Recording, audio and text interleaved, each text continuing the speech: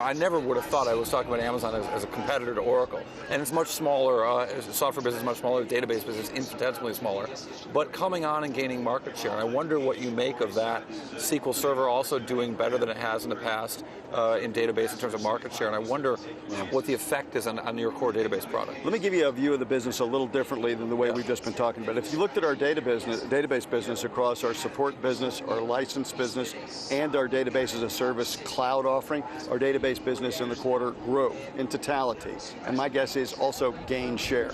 So our database business is very strong, regardless of where actually you place the database. Now, from an infrastructure as a service perspective, there are going to be things we can do on our infrastructure with our database that nobody else in the world can do.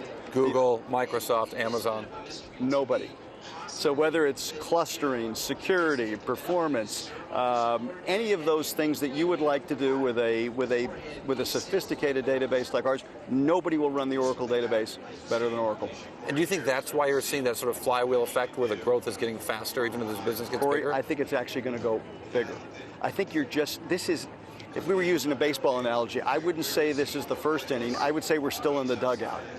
I mean, we're just about to come out. This is going to be a huge growth business for us. So as we see this business growing here, one of the characteristics of Oracle for a long time has been very, very strong margins, both on a gross basis, obviously, but on an operating basis. One of the things Amazon's been willing to do with their overall business is to go to very low margins. Now, we haven't necessarily seen in web services, but I wonder if you're willing to get into price wars with these guys, if you're willing to try to take market share now because you are still in the dugout. Well, A, we're going to be very aggressive in price. B, we've got inside that being aggressive in price, it's also about cost. We happen to bring to the cost equation all of the pieces. We have a hardware business, we actually have an operating system business, a database business. All of that IP is with us, so our cost base is actually materially lower than almost everybody else. Why is that?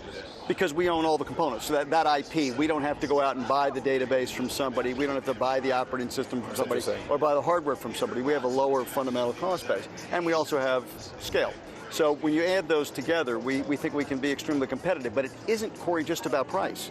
It's going to be about those other things that I described. It's going to be about availability. It's not helpful when you go down in the middle of the day. You have to be available. You have to be secure. Who went down in the middle of the day recently? I don't know. It's what I heard that. That was Amazon, I think. Somebody. And so as well, but it doesn't matter who it is. You can't go down. You know, you have to be available. You have to be secure. You have to be able to drive performance. Some of these databases, Cory, run companies. I mean, they run not just companies, they run core processes. So they have to be secure and they have to be performed.